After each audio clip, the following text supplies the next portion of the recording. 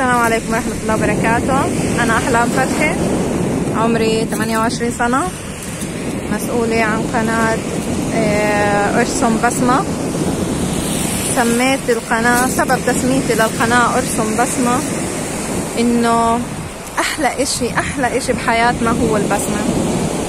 تكوني متفائلة، تكوني عندك أمل للمستقبل، أمل لحياتك، ترسمي حياتك بإيدك، ترسمي البسمة لنفسك وللي حواليك بإيدك.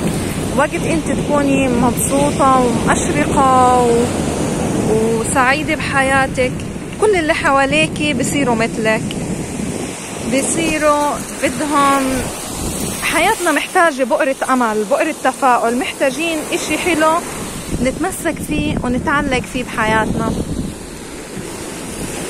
فأهم شيء إنه نكون إحنا مبسوطين وفرحانين بحياتنا. الله خلق الطبيعة حلوة، خلق الحياة حلوة، فلازم إحنا كمان نكون حلوين مثلها. شوفوا الجمال اللي الله خلقه، هدوء، راحة نفسية، استيعاب لكل إشي حلو. فما تسمحي لأي إشي إنه يعكر صفو حياتك، ما تسمحي لأي إشي إنه يأذيكي أو يعكرك أو يضرك.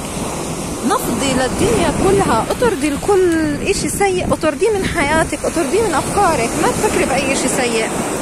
خليكي مبسوطة دايما، خليكي فرحانة دايما، خليكي سعيدة بحياتك، سعيدة بأمورك. إشي أنت مقتنعة فيه إنه صح، مش غلط تستشيري اللي حواليك فيه، لكن خلص إشي أنت بدك إياه حاولي، صممي، اسعي، ضلك متابعة ومثابرة، ما تيأسي، ما تتركي لليأس والحزن والفشل مجال إنه يسيطر عليكي.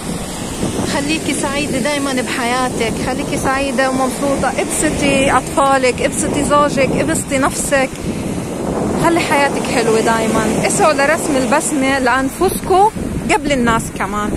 طالما انت مبسوطة حتلاقي كل اللي حواليك مبسوطين، حتلاقي نفسك اللي حواليك نفسهم صاروا يضحكوا بمجرد ضحكتك، مجرد بسمتك الحلوة هاي انها تظهر، حتلاقي اللي حواليك نفسهم ابتسموا وضحكوا وفرحوا.